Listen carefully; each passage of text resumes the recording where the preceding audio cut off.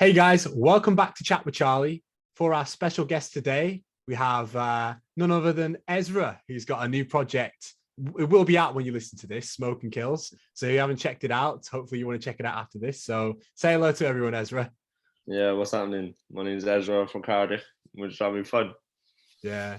So How are you, Cardi? You all right, yeah? I'm good. I'm busy as ever. But we were briefly talking before, but you're also like Radio Cardiff as well. You're heavily involved with that, aren't you? Yeah, I run a radio show on there called The Raw Show, and I run that with Prendy. Yeah. Big ups Prendy Big as up to well. Prendy, yeah. Yeah, it was interesting because I remember when I first met you. It's the promo for the project Smoking Kills with all the cigarettes. But I remember when I first met you. I met you probably like 3 or 4 times at first before it really clicked. I was going around all these gigs. I always used to have business cards, and Business cards. I'd always see the same people at the gigs, and I'd always give people the business cards. I remember I gave you like 3 business cards before. You were like, he's like, you're giving me one already. You give me one already. So yeah, what was that now? 2019, wasn't it?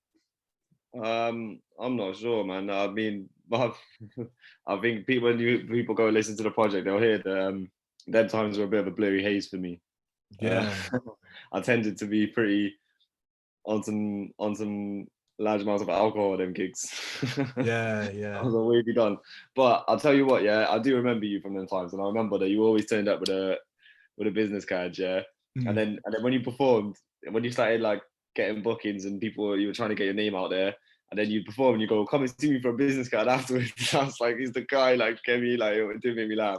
Yeah, I rate it, yeah, it's funny, but and it was funny because I hadn't really seen it before, yeah, but I rate it because you've looked at it, you've gone, right, I want people to know who I am. I'll hand them something, do you know what I mean? And people remember being handed something, do you know what I mean? I remember it, and I'm sure there's loads of people that will remember it, do you know what I mean? Yeah, it's interesting though, because obviously I recognize you because you were presenting a lot of events back then. Again, at the end of the day, people listen to this, they probably, I don't know if they know, maybe they do, maybe they don't, but obviously you don't just do music, you're presenting shows, you present your radio and all that.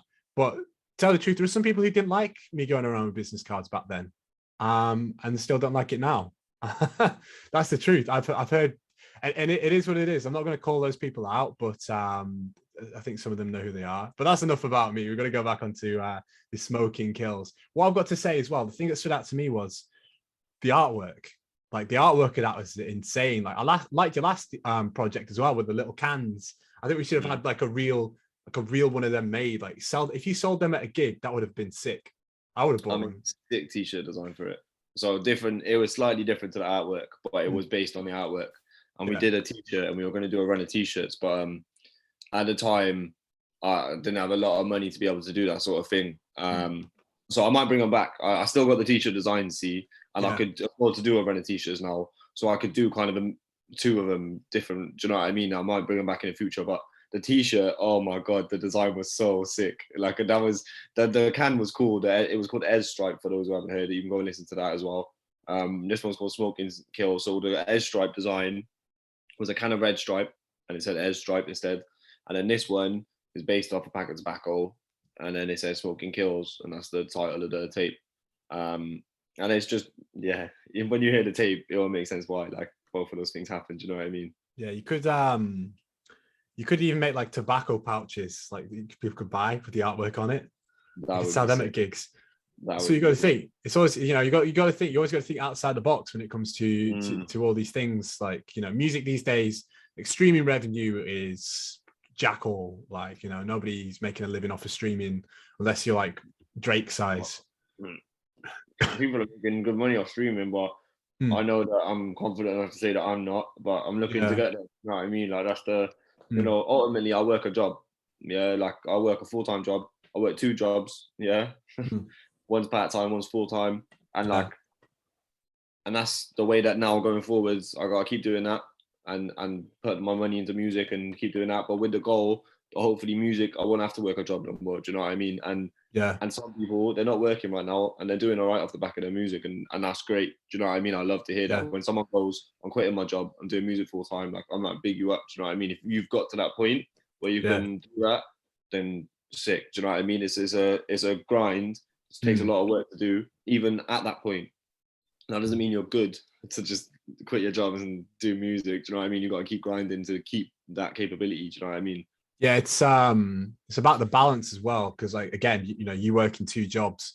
That was the reason why I had to quit my job in the end, was because of the balance. I was making more money off of the music than I was off of my job. So yeah, I'm a full-time musician now. So that's sick, cool. man. Mostly So when you said about making money off streaming, then as a full-time musician, where does your money come from then? client work. So there'd be companies that hit me up whether they want a song or something being made for their company. And I just said company like 10 times. Stuff, didn't you? Yeah. So that's where it sort of comes from. And then I make a little bit from the camera stuff as well, but it's like, that's bare money really. But it's always good to have a side hustle, I find, when you have something like that. Yeah, man. Because like, obviously if you're working full time, so what's that, 9-5, and then you've got a part-time job on top of that. Yeah. So when is it you fit your part-time job in? Like, how do you fit that in with your full-time job in music? Weekends. So you're doing like seven days a week. Yeah. Yeah. But that's just the grind, like, do you know what I mean? And then aside from that, and then doing music as well after work and being sociable, and do you know what I mean? I've somehow managed to find some sort of balance. Every now and again, I'm like, nah, I'm not going in on the weekends. I need this one off, but I don't do it very often. Originally, I was doing the weekend job, and then I got the full-time job. Yeah, no, I get that. Yeah, because again, it's all about balance. It's making sure that your mental health's all good as well. When it comes to burnout, everyone needs days for themselves just to sort of relax, collect their thoughts, and attack the whatever's needed in life. So yeah, man. Well, do you know what it is? Yeah, I'm a very outgoing person. Yeah, I'm very extroverted in that way. So like I hear people talk about like their social battery comes to an end and it needs to like. I don't really get that so much myself. Obviously, there's days where I'm like, I can't be bothered, but that's different to having a social battery that closes like that. Do you know what I mean? It's more, for me, it's more like in the context of those social situations, means I might not be expressing some of the things that I want to express because with all the boys and we're all having fun, and I don't want to put a dampener on the mood because of how I feel or whatever. Yeah. And that's kind of originally where music come from, because in person, I'm not such a deep person like that. Do you know what I mean? Yeah, I'm a bit of a joker, loudmouth. Yeah, and then there was another side to me that I felt wasn't being reflected, and that was when I was 13. Like, do you know what I mean? So then I started writing poetry and things like that, and that's kind of where that developed into doing music. It didn't start as I want to be a rapper. Like, do you know, it didn't start there. Do you know, it developed to that. Yeah, I get that, because it's the same with me. I sort of remember. I was probably about the same age, like 13, 14, and I started going to a boxing gym. I was getting bullied at the time, and my mum was like, yeah, we'll take you there to build your confidence. And it worked, to be fair. So shout out to, it was Frank, he was his name, who ran the Red Rose Community Centre up north in Morecambe. And that's where I learned how to box. And that's where, by the way, I'm not saying I'm the greatest fighter in the world right now. I'm not doing it now. So like Tyson Fury, yeah, Tyson Fury's actually from the same town that I used to live. Yeah. Yeah, he lives in Morecambe now. So yeah, people see him around in like Sainsbury's and stuff, but yeah. And then like I developed a love for like hip hop there. And I remember I like rap along to like tracks, and then people would be like, oh, that's sick, Charlie. And I was like, I don't know if I'm not really a rapper. Look at me, whatever. I'm not pretending to be this, that, or the other. But then like I got jumped when I was 15. I was selling sweets. I was that kid who was selling sweets. I think people probably got that vibe from me anyway. And yeah, it was like 11, 12 kids who all jumped me the year below when I was selling stuff. And one of my mates was like, because I was like, I don't know what to do. I was all right. My ego was a bit hurt, but I was like, I don't know what to do. And my mate, he was, I think he was a donk producer. I don't know if you know Donk Dab. I do. But he was like, he wanted me to be like an MC on Donk, but he said, oh, you should write about it. So I wrote about that event, and I can't find the bars that I wrote back then, but that was the first time I actually wrote like a rap, and it stuck. And then I used to have another guy produce for me, and he ended up quitting. And I think I was talking before about being bored of gaming before he got on this. I just ended up producing instead of playing video games, and it went from there. But okay, that's sick, man. I mean, I remember I was already writing like songs and that. Like I was doing poetry, and I was writing like songs that were like to sing, but I can't sing. Yeah, so I could write these songs, and I sit in my bedroom and I sing to myself. Yeah. And there was no way I was gonna sing in front of someone. Like I can't sing. Yeah, like for me to even sit here today and be like, yeah, I don't got it, bro. I can't sing. Yeah. Oh, I never know. You can get some vocal lessons or something. Nah, I can't do it, bro. It's not in my capability. Like I can't. Yeah. But then we did. I remember being in the park, and I don't know what started it off. Yeah, but we were all we were all into rap and then someone put on a grind beat and was like, oh, let's clash each other, sort of thing. And I remember sitting in the pad like, boy, I got this. Like, get me, I get my phone out, like, we were all friends, but we were writing about each other. Yeah. And I remember I was the first one to do anything. And I just stood up like that. I was like, right, I'm ready. And I just turned around in the park like that. And I just went on everyone. And everyone was like, whoa, like, do you know what I mean? And they were all like, whoa, like, do you know what I mean? And then I was like, whoa, I'm kind of bad. Like, do you know, I was like, got a bit of a confidence because I'm like, I could do this.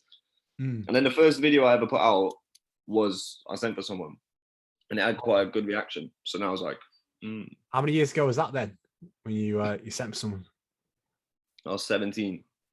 Yeah. What you was a kid. I knew him, and he knew me. We were kind of friendly, but he was doing a lot at the time. He was putting out. I say doing a lot. He was just putting out a lot of videos of him just doing freestyles and stuff, and they were kind of getting a bit of traction. And I just didn't think he was very good. And I was like, and I was already at this point, I was like writing bars properly and like, and like I thought I could do this. And I started going to studio a little bit, and we went to the same studio in the youth centre in town, Grash, that is, and then we knew each other. And then I just said to him one day, I'm gonna send for you, bro. And he was like, we used to stand, everyone stood in town spitting. We used to go youth centre, everyone back like that, put grind beats on, and then one day I just said to him, yo, I'm gonna send for you. And he's like, I'll duck you, sort of thing. I was like, yeah, all right, mate. So I just went home, wrote my bars, sent him. Yeah. We just did it over Facebook. It wasn't anything mad, like, do you know what I mean? We just did it over Facebook. And then the next day he responded and he started the video with like, nah, fair play. I'm just doing this just to answer you, like you've done me, like, do you know what I mean? And then he done his thing. And I didn't really, his just didn't hit, like, do you know what I mean? And I was a bit like, I'm the king. Now I look back on it. If I was like, compare me now to me back then, oh my God, it's poor. Yeah, like it was poor. Yeah, but he was a very good Eva, so But is he still making music or? No, I haven't heard of him or seen him for a while. Yeah. Big him up, bro. I don't want to name him because it's harsh, but big him up because again, we don't know who he is, but like this guy, big up to him. Hope he's still making music. That's the thing. I always find it a bit sad when people have a passion like that. Like you said, he's putting out lots of music, putting out videos, and it sort of fizzles out. I know life gets in the way. You know, I've got mates of mine now, you know, they got, you know, full-time jobs and they haven't found a way of balancing the music, or they got kids now. I mean, we're kind of similar age. I'm 21. You're what, 23, is it? Yeah. But like, this is like the time now where people start growing up in a sense. And I'm like, yo, I'm still a kid at heart. You know, I'm still doing my dream, but some of these people kind of put it to the side. Well, that's it, man. And you know, like I've done a lot of growing up in the past year. So I think like me last year and me sat here today, like when I put out Edge Stripe, that was in November last year. And then putting out Edge Stripe today is like putting out Smoky Kills today, sorry, is just a different person sat waiting for it. It comes out now at midnight, so by the time this goes out, it'll be out already. But the excitement I have now is the same excitement I had last year, but I'm containing it different. Yeah, I get that. It's an interesting one for me though, because like I'm not sure if it's the same with you. You were saying before, obviously, you know, drinking a bit more, you know, back in the day and all that. I've always found it kind of difficult to celebrate. I'm not sure if it's the same with you being an artist, but I always feel like there's once I've overcome one hurdle, there's always more work to do. So I feel like work to do. Because like the second time Luke IV has rang me since we've started talking. Oh, get Luke on the show. Get Luke on the show. I can't do that to him. I can't do that. Oh no, big ups to Luke. He's a proper sound guy. I'll probably see him tomorrow. Lemfrek's got a gig. Again, people looking back will probably see this, but it's good. There's a lot of people in the scene doing bits right now, so got to big them up. But But yeah, now I was saying, like, I always feel like there's something more to do. I had an EP myself that came out in April, and then I had like a spoken word EP that came out in May, and then I feel like there's always more to do. I'm always working on the next project. I can't stop and celebrate. So, like, did you find out after that with Airstrike? Do you find that you wanted to take a break, or do you just think right straight back into it? I liked Airstrike, but I knew that there was things that didn't get said on Airstrike that I wanted to say. So that's kind of, I guess, what's led to this Smoking Kills. I got straight on it. I was basically like, right, I'm December, like I put it out mid-November. Come to December, I'm like, right, I'm gonna chill for a month. Yeah. And then come the year, boom, boom, boom. And that's what I did. And I just hit up Comrade. We just got on it, boom, boom, boom. And like some of the tunes I had when Airstrike was done, some of the tunes were brand new. One of the tunes I wrote it about 3 weeks ago. Literally wrote it, recorded it the next day. Comrades mixed and mastered the whole tape that week. Then we've scheduled it ready for release this tonight. So it's like some of them are really recent, some of them are quite old now, but they all should have been like, they were all kind of reflecting the time around Airstrike and prior to that. And it's just been a big journey. So now this one is very introspective, is very it's deep, bro. But it's hard and it's like very good. And I'm talking about things around me that I felt like I should have reflected more or better in Airstrike. I've approached it very differently. It's a very different sound to the tape. Nice. And yeah, now going forwards, it's just, I just want good music. Do you know what I mean? And that's whatever that is. Yeah, like this is good music, but it really reflects the sound throughout. Going forwards again, Airstrike didn't do that, and the next one I don't feel it needs to. Do you know what I mean? Whereas this one, I was very clear what story I was trying to tell from the beginning. Do you know what I mean? Yeah. And was Conrad the one who produced all of it then, or did he? Conrad produced all 8 of them. Cool. Nice. Yeah. It's interesting. I haven't really heard too much from him. He, I think we spoke before the pandemic, and then he hit me up when I was on the Carl Beats video because a few people saw that like randomly. I mean, but yeah, no, I hope he's doing well. But it'd be good to hear how his production's progressed as well on this new project. Absolutely, no, he smashes it, and he's got a tape now coming out. When's it coming out now? It's coming out soon anyway. Yeah. I did know the dates, but it's slipped my mind. But it's December now. About 2 weeks into December, his tape will come out now. Nice. And I've heard it's hard. Good. It's a very, Conrad's sound is very different to mine. But me and Conrad were friends for a long time before we've ended up, he's doing beats and stuff for me and that. And we were friends for a long time first. So he knows kind of the sound that I was trying to get out. Do you know what I mean? He knew what I was trying to tell. So he knew how to reflect that in the sounds that he was making. And because he's my mate, like I can just sit there and go boom, boom, boom, boom, boom. And he'll go, no, boom, boom. Yeah. And we'll have that creative process, and it's wicked. Yeah. Like saying that, I wasn't saying I don't do that with Minas. I do, but that's another thing that's great with Conrad. Do you know what I mean, for this tape? Yeah. I was gonna say another producer as well that I think you worked with before was Hefty. Yeah, I was in college with him. Yeah, I was gonna say, I remember I was in his studio once and he said he went to college with you. And you got a couple of tunes as well, don't you? I'm probably older now, but I think I remember. I did a freestyle for Larry's Entertainment on a Hefty beat, yeah. And that's my bro. Like he's the nicest kid. Like, do you know what I mean? Yeah. He's someone that I've known. Again, that's probably, I think when I met him, I was 14. He was 14. We did 2 college classes together. We both did. When we were in high school, you could do like vocational courses on a day a week instead of doing your GCSEs or whatever, and going to college and get like BTEC or whatever. So first of all, we both did media together. Yeah. And then we both went on to do music tech together. Nice. So we did 4 years in college together. Do you know what I mean? And like by the time that we were about to turn 18 and moving away from college, we both kind of, it was like, right, where are we going? And I don't know if either, or I know that I was not sure where that was. And I think he had a bit of a better idea.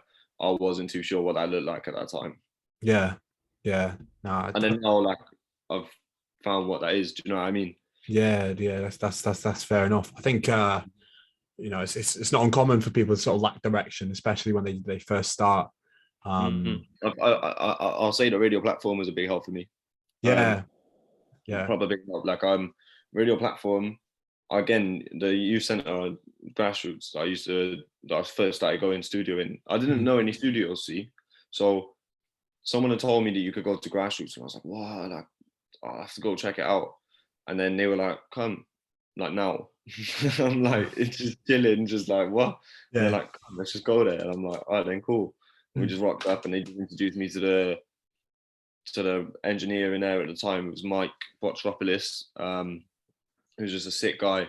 And like just from day one that I met him, I was young. I was only like, well, I was like probably like 17, like just turned 17. Yeah. And I wasn't like sure what my music sounded like. I didn't have a sound, or I wasn't, but I had lyrics, and I had good lyrics, and the flows or whatever might not have been the most complex, but I had good lyrics and a good idea of who I was, sort of thing. And then he just helped me kind of not develop a sound at all, but he helped me understand how to kind of put that across even better again, if that makes sense. And kind of assert myself with that. Do you know what I mean? And like, yeah, that was grassroots then signposted me to radio platform.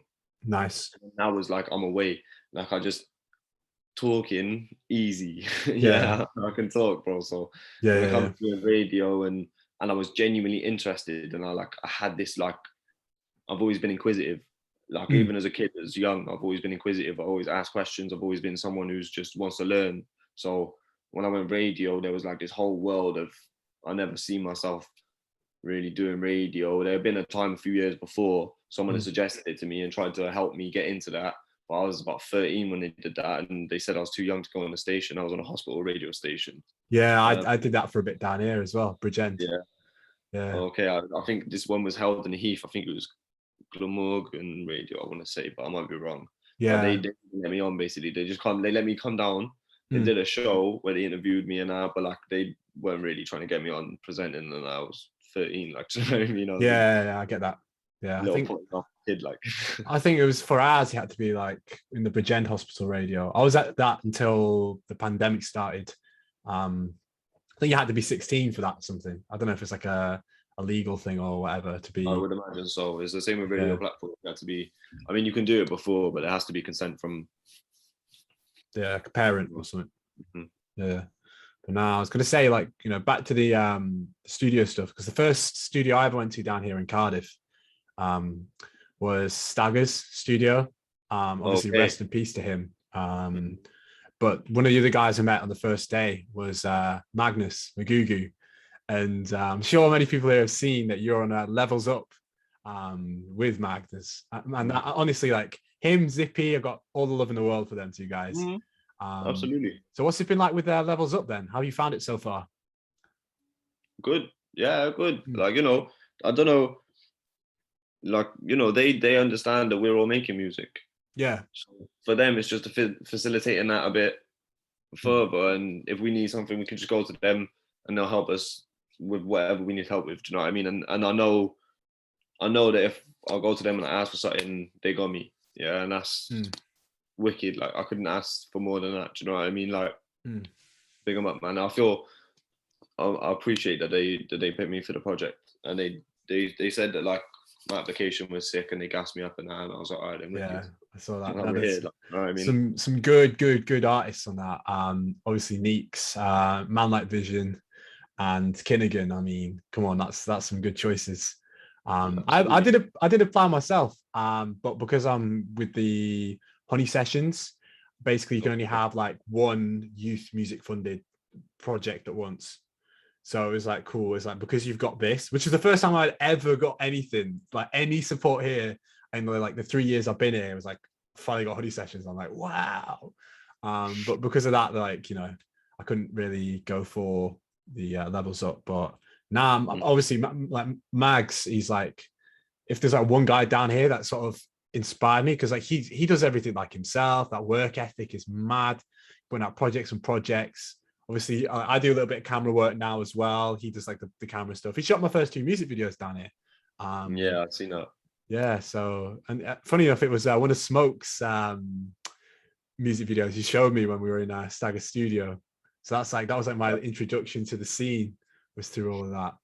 don't know how I got more into it then, but yeah, Well, it's you kind of cool. bought business cards and just went around and sold Yeah, everything I'm trying yourself. to And that's what you think. got to do, innit?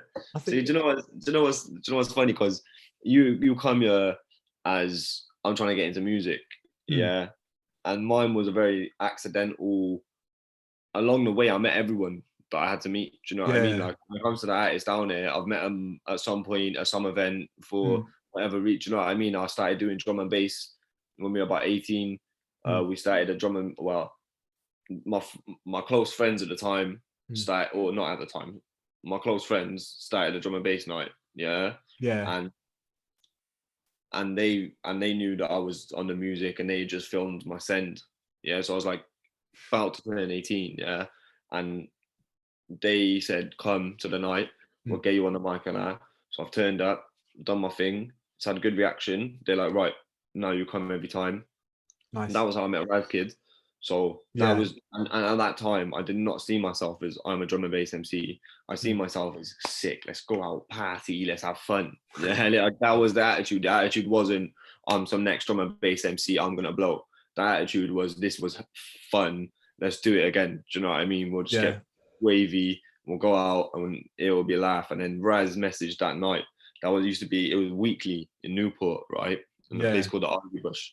Doesn't exist no more, but it mm, was just a little pub, little working man's pub, like, yeah.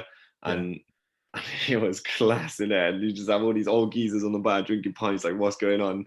And then you just have 18 to 25 just mashing it up on drum and bass, like it was fun, bro. And like Raz messaged the night and said, can I come play? So he come over, and that was then me and Raz got really friendly, and he joined. We then formed a group. It was Wonky Tree, and mm, then Raz come and joined, and then I went radio. I met people like Crash. Um, I met Neeks when I was about 17. mm, My family knew her family, yeah, and we got introduced through that. And then at that time she wasn't making music, and I was only just starting out. mm, But she was always musical, yeah. So she'd yeah, always be singing, and she's always that character. And mm, I'd tell her, "You're a sick singer. Do you get me? You yeah, should do it." Like, do you get me? And we'd sit in her kitchen rapping and singing, and like, do you know what I mean? And like, it mm, was just naturally, very naturally, I met everyone at somewhere at different times. Like, do you mean? yeah. Nah, And that's so and cool. so knows so and so, and because I know them, I've gone and said hello to them and ended up meeting them. And do you know what I mean? That's just how it happens. Mm. Yeah, no, I was because I came down here when I was 18, so it was kind of like I didn't know anyone. Mm, I remember we first came down here, it was the five of us in a two-bedroom house, and I didn't have any car. We were sleeping on mattresses, like three of us in a room. Again, like me, my brother's 18, the three of us, because I'm a triplet, and then my two mothers then as well. We had and the dog Daisy. Yeah, it was mad, to be fair. I didn't have a car. I could drive, but I didn't have a car. So I was relying on like lifts and stuff to get around Bridgend. But when I finally got a car and we moved house, that was kind of when I was able to get myself about. That's when I was able to start going to some more of the shows. Now I think of it, I think it was through Mags. I think we did a music video for Bread, and then I met Beth, who does Urban Done Differently. mm, It was her mum's caravan. It's where we shot the music video. She mm. was like, "Oh, I've got this gig on. I think it must have been about September 2019." She's like, "I got this gig. Come down and perform." So I did, and I think that's when I started meeting people. I just did like every single open mic going. Then I Yeah, I remember was I was the host for Urban Done Differently at that time. that's probably where I met you then. And then I remember like I was just doing every single open mic night going. I was doing like 3 a week. I was coming to Cardiff. I even did a couple in Bristol. I remember my ex at the time. She's like, "What are you trying to prove?" That's what she said to me. But she's just a horrible person. So I'll give her that. She was abusive. That's all I'm going to say Yeah, on that's that. how it Yeah. goes, man. And you know, Mm. I kind of touch on some of those things on this project as well. On Yeah. relationships and kind of the way that looks around me. Do you know what I mean? I kind of touch on my relation, but as much as my relationship with girls, like my Mm. what I see around me with girls. Do you know what I mean? And like Yeah. there's there's a split on, there's 2 songs that kind of cover that, and there's like a split where there's this one where it's all happy nice, and then there's this other side to it where it's actually not that nice, like, do you know what I mean? And it's like that split between the 2 songs where it's like you hear the difference. It's something that everyone goes through, do you know what I mean? It's relationships in their life, and it's something that I think is important to get across in music. Yeah, and I think as well, like back to that, I think whoever you spend a lot of time with, whether that's friends, partners, family, it's always good to have people who are supportive of what you do, and making sure that your circle around you are people who are going places and want to support you.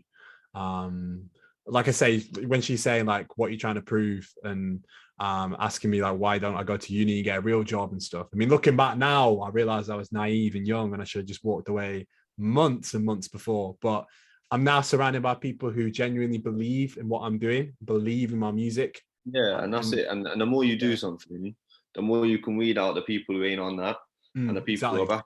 You know what I mean? And you know what? Sometimes the people around you telling you what you're doing ain't right is a good thing. Yeah, sometimes it can be a negative thing, and it's how you perceive that, and it's how you want to live your life ultimately. You know, there's been times where people have told me behave, and I thought, fuck off. And then actually, in hindsight, they weren't doing me no wrong. Like, do you know what I mean? They were trying to help me out. Like, do you know what I mean? But at the time, I'm taking it like what? I'll do what I want. Like, do you know what I mean? And actually, you know, it depends how you look at it. Like, obviously, with it's not that, but it's important to touch on because people perceive everyone differently. So like, your perception of me is going to be different to the next person's perception of me. Exactly. And someone who might like one song that I do, the next person might not like that song. Do you know what I mean? And that's absolutely how life is and how it's always going to be. Do you know what I mean? Yeah. So that's how things go, man. Yeah, it's an interesting one. I'm grateful I have quite a good like self-worth. Like I know like, and I tend to, when I'm doing something, like I got a good like intuition when it's like whether I know, because I think deep down most of us know whether or not something we're doing is worth it. I remember I had a conversation with my mate Ninja T. Big ups Ninja T. Again, I don't know if you know Ninja T, but he's a decent sized rapper, originally from Manchester, now in London. He met Sonny Double One the other day, well, the other week now probably. But I remember we were on a podcast, his podcast, and he said, when you got a camera, Charlie, like, you know, you spent a lot of money on that camera. You know, I did. I got a Canon M50 Mark II, which is without any of the attachments, it's like 600 quid. He's like, how did you know that, you know, you're going to do something with it? I just knew that I would. And I have. Like, it was just my gut instinct. I just knew I would. And like, I think people do start to see that though. Like, I don't think anyone came to me and was like, oh, Charlie, what are you doing stupid? Like, wake up. Like, they can see I'm working hard. And when people see you working hard, when you know you're working hard, like I've written a verse every night since 2016, so over 5 years now. Every night I write 16 bars. And I made over 100 songs last year. So when somebody's like, what are you trying to prove? But you deep down, you know, and you've got people that you actually look up to being like, yeah, I see you working hard. Or I see you, Ezra, doing all these, like you got a full-time job and you're doing a part-time job and you still got time for music. And then, you know, you're like, yeah, nah, I'm doing this right. So that's it. And do you know, I'm confident enough to say that I haven't always done it right because I got lost in parties. See, do you know, when I was 17, I had a drive like no one else around me, and I believed that, and I knew I was hard, and I knew I was capable. And you know, if I was doing, do you know, me doing this project now, if I did this project when I was 18, when I was fully capable of doing so, I could have done the project when I was 18, and I could have said all the same things, and it would have done probably more, like, not that this isn't going to do me good, this is going to do me a world of good, but I would already be on this path that I'm now going to end up on, do you know what I mean? And that's because I got lost in partying, do you know what I mean? I forgot what the drive was for a second. It began as music, let's do music, and then music became, let's do drum and bass and party, do you know what I mean? And it was like, I was doing radio, so I was working in the music industry, so I felt like, okay, my foot's in the door here. And then I was pushing in radio and forgot about actually making music. And I was making all these songs. I go studio and and then just do nothing with it and just think. And I'd sit there and think, I was still a bit shy at that point to put something out where it could be listened back. Do you know what I mean? It was like, yeah. I'll rap in front of you and you'll tell me I'm hard, and I'm happy with that, and you'll never hear it again. Do you know what I mean? Until next weekend, That's and then mad. you'll forget it because you're pissed, and yeah, everyone will go, yeah, you're hard. Like, do you know what I mean? Yeah. I thought I was the guy, but I did nothing really to prove that I was the guy. Like, do you know what I mean? I just jumped on mic and went, boom, that's mine. Give me that. Yeah. Yeah, man. But I think a lot of people can relate to that, though. I know Yeah. many people who are sitting on just bodies and bodies and bodies of work.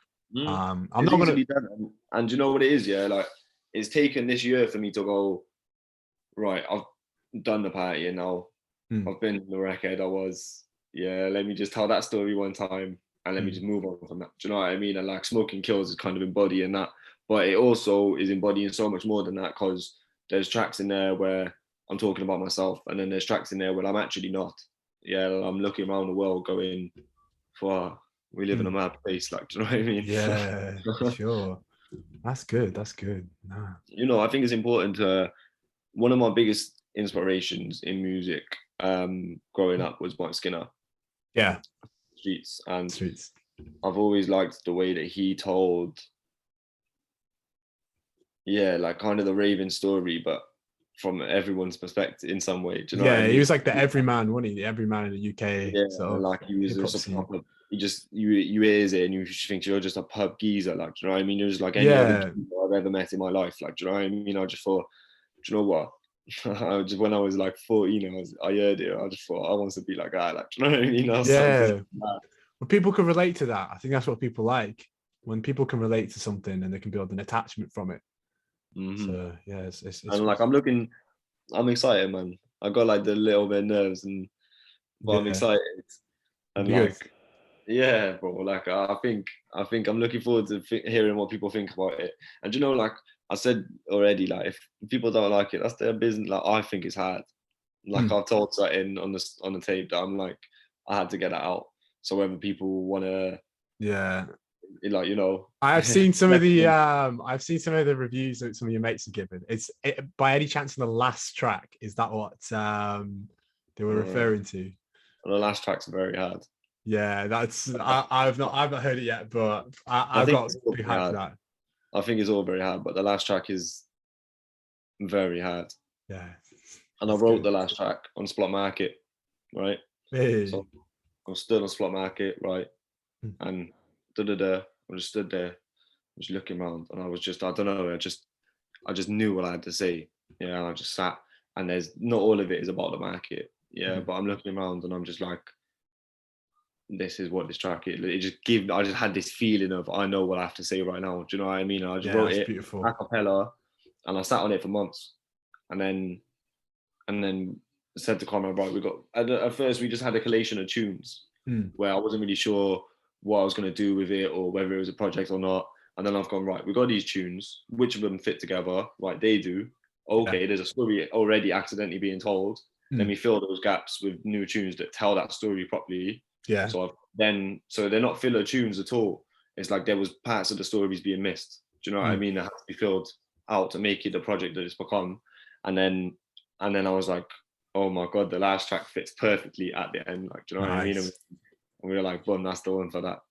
Like Buddy Duckworth on there. It's like Kendrick. The thing is, it's like, you listen through the tape and you might think one thing, through it kind of collect, but then the last track kind of rounds up my actual, although all of it's my opinion, it's all an internal opinion, whereas the last tape rounds up, actually, this is how I view life. Do you know what I mean? And this is actually, I'm excited to listen now. I'm not gonna lie. I want people to go listen to it. Do you know what I mean? Yeah, no, I'm excited to listen. So like I say, where can we find it? Where can we find it? So anyone who's listening right now and they're intrigued. It'll be on Spotify, Apple Music, iTunes, Amazon. Yeah, just all the major platforms. Yeah, will be on that's Ezra, E to the Z to the R to the A. A spot there in the title. Yeah, it says Ezra on my thing here, but it's EZ RAH. Oh, there we go. Is my artist name. So yeah, EZ RAH. Nice one. But yeah, I'll say great speaking to you. And hopefully the project, I mean, obviously it'll be out by the time this comes out, but hopefully it's doing as well as you want it to do and opens the doors that you need it to open. I hope so, bro. Yeah. And you keep doing your thing, man. I rate it. Thank you, man. Big ups. So take Charlie J, the man with the cards. We've got stickers now. And Yeah, I've seen that actually. You have to send me a little care pack. I'll go stick them up around Cardiff. Yeah, man. Yeah, bless. Stick them up on Clifton Street and just round the ends. Yeah, we'll leave it there. Thank you. My guy.